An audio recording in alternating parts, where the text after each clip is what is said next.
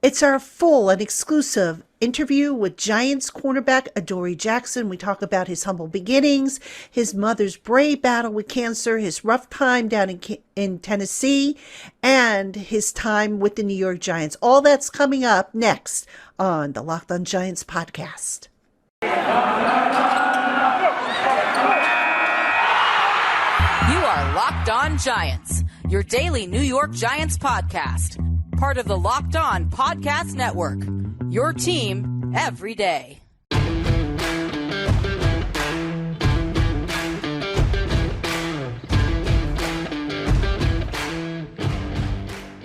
Hello, New York Giant fans, and welcome to another edition of the Locked On Giants podcast, part of the Locked On Podcast family, your team every day. My name is Patricia Traina, and happy to have you with us on this Monday, March 14th. And today's episode is brought to you in part by BetOnline. BetOnline has you covered this season with more props, odds, and lines than ever before. BetOnline, where the game starts. And folks, this is going to be the start of probably a busy week. NFL free agency kicks off on Wednesday, and as of today, Monday, the legal tampering period begins. That's starting at 12 noon Eastern time, in which teams can talk to the agents of players from other teams whose contracts are about to expire, and they can start getting their houses in order, so to speak. So there's going to be a lot to talk about, I'm sure, this week, and we, of course, will bring that all to you here on the Locked On Giants podcast. If the Giants make any signings, we'll have emergency podcasts and updates for you so that we keep you in the loop as best as possible. But for today's show, we are going to hear from New York Giants cornerback Adoree Jackson. Now, I did speak with Adoree last week. We did an exclusive interview via Zoom, and we talked about just about everything. I want to say we talked about his humble beginnings. We talked about his mother's brave battle against cancer, how that affected him. We talked about his time down in Tennessee, his first year with the Giants, and his hope for the futures. And I did put a snippet of the interview over on Giants Country. I did do an article on it, but this is the entire interview that you're going to hear coming up in just a bit. And I want to send a shout out to Adoree Jackson for taking the time. He was very gracious with his responses, didn't duck any of the questions I asked him, and just really a cool dude. So I was happy to have the opportunity to speak with him. So that interview is coming up in just a bit. But first, just want to remind you that tomorrow the plan is Twitter Tuesday. So you know what to do. Get those questions into me. You can send them via Twitter. Just make sure you tag them Ask P Train, and my Twitter account is below there on the screen. For those of you not watching, my Twitter account is at Patricia_Traina, Traina. And again, Ask P Train. Include that tag so it shows up in my my columns that I've designated for questions. You can also email the questions to me at LockedOnGiantsPodcast@gmail.com. Or if you want to call up and leave a voicemail or text the messages, the phone number is in the show notes if you want to do it that way. So you've got multiple ways if you want to get your questions in. Please try to get those questions into me as soon as you can. I would say that if you get those questions into me by about 5 o'clock on Monday, chances are I'll be able to incorporate them into the podcast on Tuesday. So looking forward to seeing what you have for me. All right, coming right up, my exclusive interview with New York Giants cornerback Adoree Jackson. All right, Giant fans, we are now joined by New York Giants cornerback Adoree Jackson, who is coming to us all the way from California, I believe. Adoree, great to see you. Thank you so much for coming on with me tonight. No, great to see you as well. Thanks for having me. Well, I appreciate you. And Adoree, right now the NFL world is, we're just coming off the combine. Draft is starting to ramp up a little bit before free agency and whatnot. And I just want to, if I could, start by going back to your draft experience, because it can be such an overwhelming experience for a young man. Here you are, you're a college athlete. Now you got to suddenly train for the combine. You have no idea where your life is going to take you. think back to when you were going through this. Can you just talk a little bit about that experience and the feelings and maybe some of the fears and whatnot that you were going through? Yeah, it's a surreal moment because it's something that you always dreamed of. But when the time came, I got injured at the Rose Bowl game. And I just remember calling my mom and telling her like I might just come back from school because I didn't know if I was going to be able to compete at the combine. And, I didn't know anything. I knew about pro day, but I knew combine was the big thing that everybody wanted to see. So I remember calling my mom and telling her that I might just come back to school. And so I literally waited a week until the final deciding factor that you can leave for the draft. My mom said, well, if you got hurt, right before the game, it wasn't nothing significant, just a sprained ankle and sprained my knee. And she said, maybe that's a blessing, from God, letting you know that it could have been worse. So if you come back, this, that, and the third. So I waited for about a week before I had to decide, and I made decisions to declare. And it was just a lot of feelings and emotion because I wanted to go out there, obviously perform and be the best that I can be on the field. So I guess I was a little more scared in that factor. My mother just told me just take a leap on faith, trust God, and that He didn't really bring me this far just to bring me this far. So by doing that, and it put me at ease, calmed me down. I prayed about it before I made a decision. That's why it took me so long. So I think the nerves and jitters went away and understood that this was, what I always wanted, in my life to go and prepare for the draft. Now, you can prepare physically for the draft. You can run as fast as you can, lift as much weight. But let's talk about preparing mentally because, again, it's so overwhelming. Now, all of a sudden, you've got 50 million people poking and prodding at you, asking you all these weird questions. I'm sure, everybody gets these. We hear about these quote unquote horror stories about some of the questions that get asked at the combine. I mean, and you're what, 20, 21 years old at the time? So you're still, no offense, even though you're an adult, you're still technically a young adult. So, I mean, when you were going through that process and you look back at it, do you think you were mature enough or not physically ready, mentally ready for what was to come? It was crazy. I remember I got the email. I thought that literally the combine, I didn't ask anybody any questions. So I thought the combine was literally just go there, perform, and you leave. So I got my itinerary when they sent it. It was like 4 days in advance. And I called them. I said, I think y'all got my date wrong. Like, I'm not supposed to be there until, I think it was probably the 20, I don't know what day it was. I was like, I'm not supposed to be there until this date. It's like, oh, well, you have to come in and do physicals. You got to meet with everybody. I'm like, oh, I didn't really know that. I thought I just had to go compete. So I think in that aspect wasn't ready, but I didn't really ask any question because I didn't want to have my mind set on what it should be. And then I get there and be disappointed. And I think mentally, I was probably ready because when I was 15, I moved from Illinois and to California to stay with my sister to go to school and pursue my dreams. So I think mentally, I was there and understood that there's going to be a lot of curveballs or tough questions. You hear former people say what may happen, but I didn't really get any crazy, not really. I didn't get anything crazy or nothing weird asked, to me or about me. I just, kept being myself and just try to stay relaxed and understand the job at hand was just to be me and understand if they didn't like me for me, then I knew they wouldn't draft me anyway. So I didn't want to put on a facade and be somebody that I wasn't. So that's how I really tried to prepare and just try to be the best me I could be. Yeah. Now, also, Adoree, when you were going through all this, or maybe even before that, your mom, with whom you were very close, I understand you're a mama's boy and not afraid to Right. admit it. Right. Your mom was going through breast cancer. When you have and I speak from experience because I myself went through cancer too, so I'm a cancer survivor. That can turn your world upside down. And when it happens to someone you love and someone you're particularly close to, that can just absolutely throw you for a loop because you are hopeless, not helpless, helpless, excuse me. You want to make that person comfortable. You want to make them better, but you don't, it's out of your hands.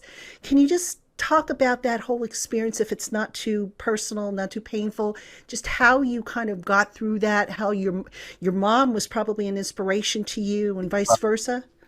Yeah, so it started my sophomore year in college, and I feel like that was like my worst year, ever playing ball. But um, she didn't really even tell me. My dad told me, and just told me not to say anything because I didn't want to put a burden or worry on my mother that I knew. So she didn't really want to tell me because she wanted me to still go out there and excel. So when it all went down, my sophomore year, yeah, like I said, it's probably my worst season ever. But nobody actually knew what was going on. Didn't speak, didn't tell anybody until she came to my junior year, my first game, Utah State game, and it came out.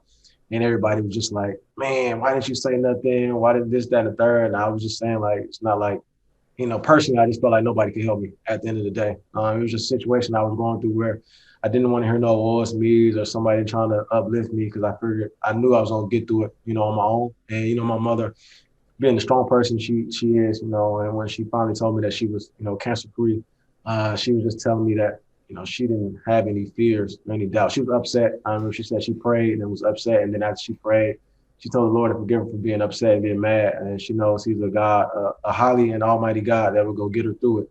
And so knowing that that's the type of person my mother is, I really didn't have any doubts or any fears. At first you do, but as seeing her strong, I was calling the phone, you wouldn't even know what was going on. So it kept me strong. It's like the saying, out of sight, out of mind. So it wasn't really on the forefront because my mother was staying strong. But obviously it did affect me. I can't say that I wasn't affected by it because my play was surely not up to par that it was. So I'm just thankful, like you said, it's one of those things that hit you with a whirlwind. I'm 20 years old, 19, and finally hearing, my mom got cancer. That's the first thing you think of, like, dang, I might lose my mother. Because my best friend when I was in high school had cancer, and he passed away my sophomore year in high school. So it was like one of those things where I was thinking about that, and then I was just trying to stay strong and stay positive and didn't want to have that negative thought in my mind. So I'm just thankful that my mom was as very strong as she was, and and had my parents and my dad, my brother, my sister, all there to support her,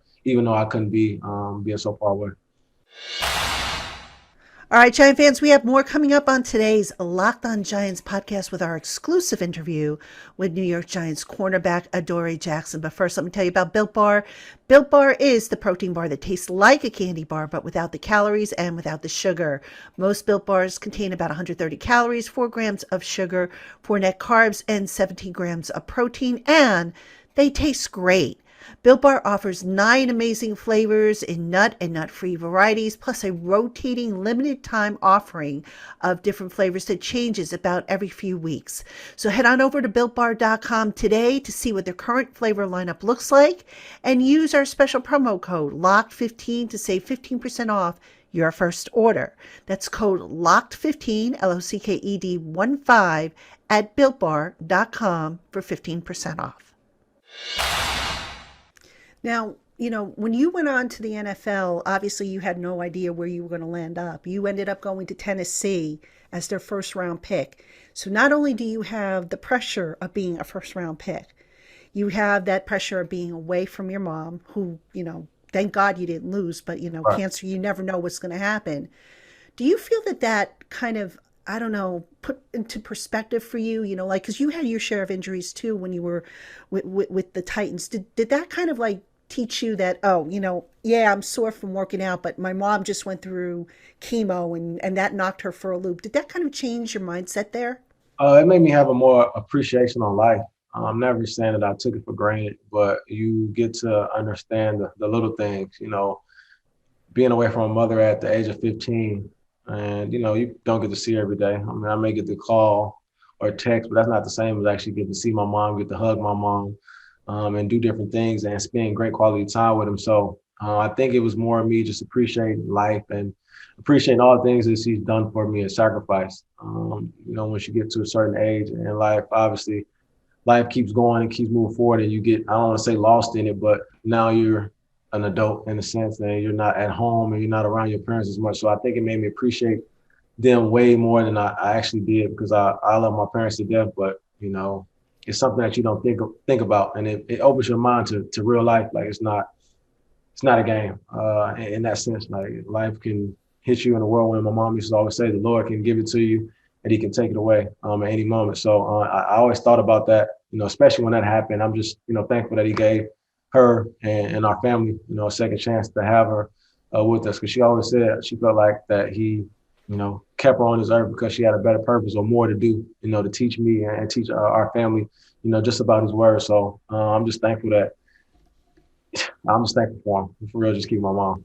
Yeah, that's great. Every time I hear of a cancer survivor story, that just puts a smile on my face. Too many people, unfortunately, don't make it from cancer. It's just such a horrible, horrible disease. But let's talk a little bit now about your NFL career. Obviously you go to Tennessee. Things didn't quite work out. Not totally your fault. You got injured, and anybody who blames a player for getting injured is just doesn't get it. But still, I got to think that the weight of the injuries and just what you were going through had to weigh on you. Can you reflect back on that? Do you think that maybe compromised your play, what you were capable of doing a little bit more than you thought it would? I think it for sure affected me. I tell everybody, trying to get to the NFL or whatever it may happen, they may see it happen overnight, but it took me, I started playing ball when I was 10 years. So it took me, I would say, 11 years such to get to the point that I'm at. So it didn't happen overnight. And I was, had the covenant of the Lord to keep me healthy, throughout the whole time. So I know injuries are a thing that you can't predict or you can't, get away from because it can happen at any moment. So when it actually happened to me, then I got to understand, how other players, maybe from high school or college, who got injured at an early age and didn't have the resources or wasn't in the position to get the rehab and get the help that they needed. So it just put everything, like I said, in perspective, for me about, truly having this blessing and be able to play ball. So it for sure affected me because mentally it was the first time I'd ever been, down and out like that. Maybe I had a sprained ankle here or there, but different aspects for me to be sidelined for multiple games was different. I was going through it. I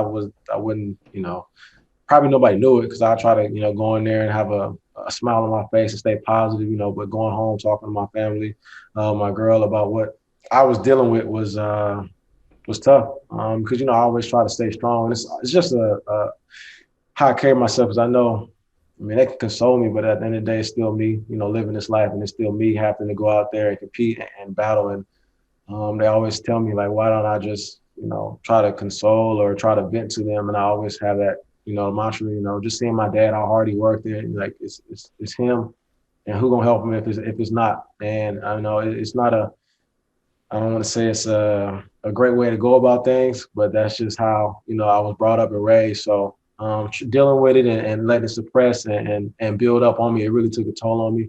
And to finally, like I talk about second chances, not everybody gets them, to actually have one, coming to the Giants and having that feeling of being in the home, feeling loved and feeling welcome. It was probably one of the best things that happened to me. Yeah, I mean, certainly nobody wants to be told, "Hey, we're cutting you. You're not good enough, so get out," But as you said, you found a second life, if you will, with the Giants. You were actually quite sought after. I think the Eagles were interested in you, if I'm not mistaken. There might have been another team. I forget who else might have been. But I remember you were actually going to go visit your mom, and then the Giants came in and kind of didn't let you out of the building.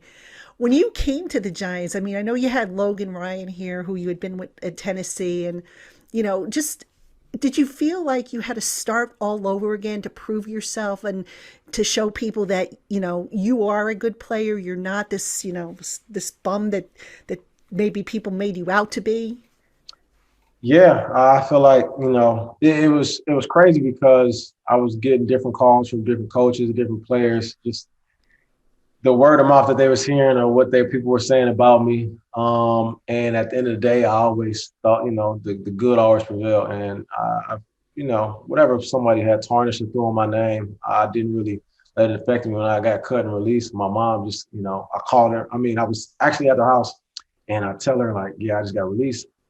And the first thing she asked was like, are you okay? And I'm like, yeah, I'm fine. It's all right. And she's like, all right, well, if you're fine, I'm fine. And I think it was more of a ease for me, and she told me like, don't worry, like everything happens for a reason, and something good is gonna happen for you. Don't worry about it. So once I get the calls, it was like I'll never forget. It was on the 16th. My mother's birthday was on the 21st, and so I ended up visiting the Giants on the 21st. They wanted my mom to come out there, but with the COVID going on and her, having cancer, I didn't want her to be able to fly or whatever it may be. So I leave on the 21st, and I just sent my mom a cake, some balloons, and had some catering go over there for while I was out and about. So I just felt like, it felt like my family at that point. Not more sense for me. I understand that I was fortunate enough to get this opportunity to be able to play ball, but I understood I want to do it for my family, make them proud, because at the end of the day, I play good, I don't play good. I still want them to smile. And I don't want anybody back home saying, dang, your son did this, or dang, your son did that. I don't want them to, feel bad or, try to back me up. I want to let my play back it up so I don't have to do too much talking for me at all. So I think that was my mantra going into this season, trying to just not prove it to anybody else but myself. To know that I still got it. Because once you get hurt, you get injured. And in the back of your mind, it's like, can I still do it? And I had those thoughts, and then to finally, push through and get through it, with prayer and have my family by my side is very helpful. So I just wanted to make sure that they never had to worry about somebody saying something negative about me to them, and them feeling away. And so that was pretty much how I went about going this season. All right, Giant fans, we have more coming up today with Adoree Jackson in our exclusive interview. But first, it's that time of year. That's right. In addition to NFL free agency, it is March Madness. That means college basketball's annual tournament is finally upon us. And from all the latest odds, contests, and player props, BetOnline remains the best spot for all your scores, podcasts, and news this season. And it's not just basketball. BetOnline is your continued source for all your sporting wagering information needs, including live betting and your favorite Vegas games. Head on over to the website today and learn more about the trends and action. BetOnline, where the game starts. Now, you started off, correct me if I'm wrong, but your first year with the Giants, weren't you injured in the beginning and you kind of got off to a bit of a slow start? Then I think your play picked up as the year went on. I mean, do I have that correct? No, yeah. Like right before the joint practice, and it was crazy. Like the last play of the game, I don't even know how it happened. Somebody just jumped in the air. Somebody hit him. I don't know. He came 3 yards from whatever he was and ran right into my ankle. And I had a sprained ankle. It was crazy. And I was super devastated at that point because I'm like, man, I know I didn't come all the way out here and to not be able to play. So I was thankful that, the ankle healed up, and it was 2 weeks probably before the first game versus the Broncos. But, missing those 2 weeks and not getting in the groove of things, I wouldn't, put that as a fact of, my play being slow. Just should have still been out there and did what I had to do. But, eventually getting it picked up, getting the groove of things and getting back to myself. So, that was an unfortunate event. It was crazy how it went down, but, everything happens for a reason. Now, unfortunately, the season didn't go the way anybody expected. And unfortunately, the coaching staff got replaced. Unfortunately, Mr. Gettleman got replaced. New GM, Joe Shane, new head coach, Brian Dable, new defensive coordinator for you, Wink Martindale. What do you know about Wink's system? I know you weren't in the same division, and even if you were, you obviously would be more concerned with the offense. But what do you know about the system? Have you had a chance to speak with Wink at all about how you might fit in or what you might need to do that's different in this system? Yeah, playing against them when I was in Tennessee and formerly having Coach Dean Pease as my D coordinator that came from Baltimore. So I don't want to say it's the same scheme, some similar, some wrinkles, putting his own twist and his turns onto the defense. So, and then I actually played against them 2 times once I was there. So knowing what they do, bring pressure, play man-to-man, and different aspects of that nature. So I did actually get to speak with him. I just told him I'm just looking forward to meeting him and seeing him and willing to do whatever that he wants me to do, as a ball player, to try to help this team, help this defense as much as possible. So, yes, it's tough, having one system and then going to the next, but we was fortunate enough to keep Coach Jerome Henderson, which I'm very appreciative of. It's one of those factors where, like you said, feeling at home. So it's not like everything is new because he knows how to talk to us. He knows us. He's really the one who recruited me to get me. And you have Logan and everybody, but having him, there to recruit and to be able to talk to me and understand the game, being a guy that plays in the position at the highest level, gave up some plays, made some plays, and being able to translate in the ways that we can understand as players and then help us to be better men. So I think, having Rome back was a key factor for us.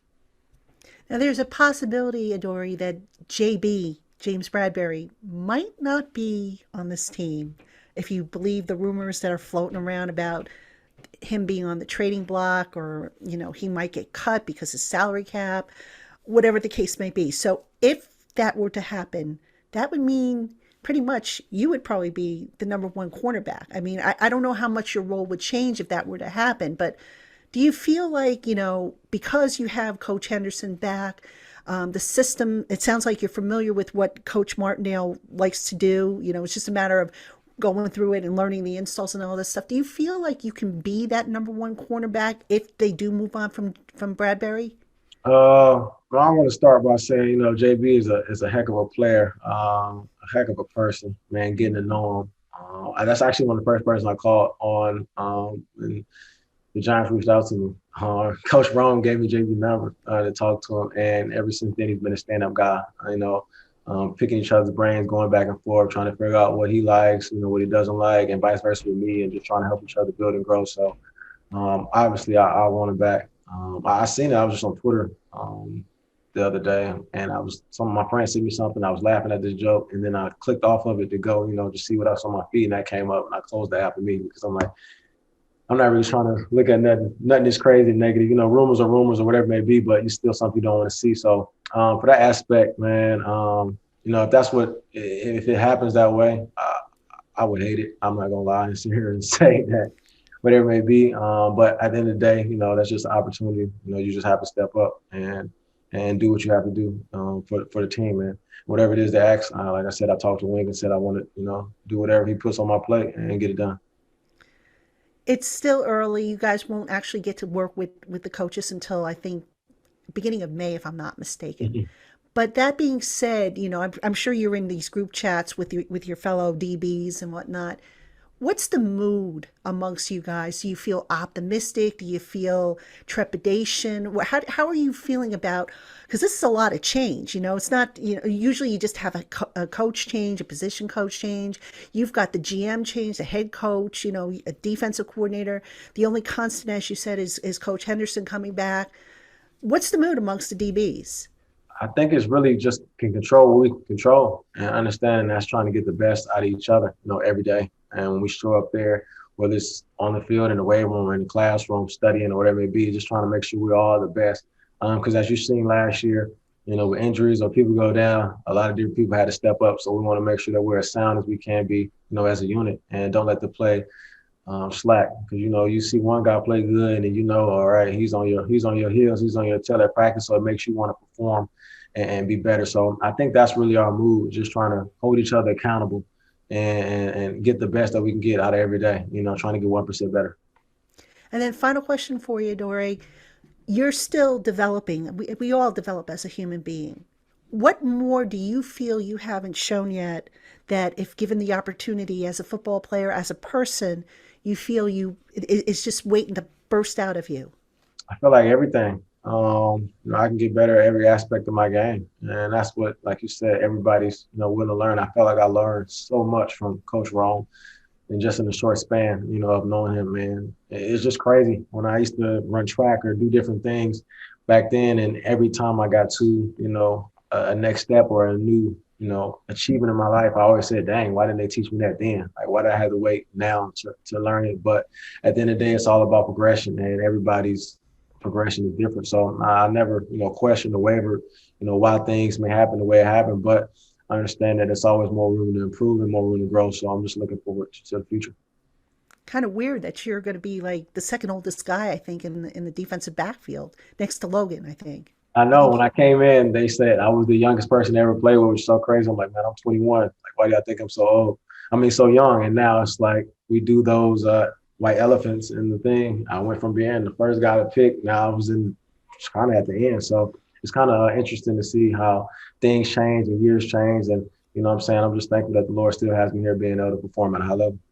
And that's great. And you came through, obviously, the season healthy, ready to go, right? Yes, ma'am. Ready to get it rocking. All right. Well, listen, Adoree, I do appreciate all the time. It was great learning more about you, learning more about your mom. I'm glad to hear she's doing well. Continue good health to her, to you, your family. Keep on fighting the good fight against cancer. I mean, even us survivors got to stand up and do what we can, donate, make people aware of, the different diagnostics and all that stuff. And I think, that's just a great story to know that your mom was able to beat that and stay strong, and also share some of her experiences going through that with you to help shape you into the man that you are. So thank you for joining me. And hopefully, like I said, things will go back to normal. I'll be able to come up and shake your hand in the locker room. If not, I'm sure I will see you at some point around the facility. Yes, ma'am. I appreciate you so much, and thank you for having me on and getting to hear your story and experience. So I appreciate you. All right. All right, Giant fans, that's going to do it for me on today's Locked On Giants podcast. I hope you enjoyed the interview with Adoree Jackson. Don't forget, tomorrow is Twitter Tuesday. It returns. So get those questions into me. All the information can be found in the show notes if you miss the information at the start of the show. And I look forward, as always, to receiving your questions and answering them. And I look forward to seeing you tomorrow. So until then, have a great one, everybody.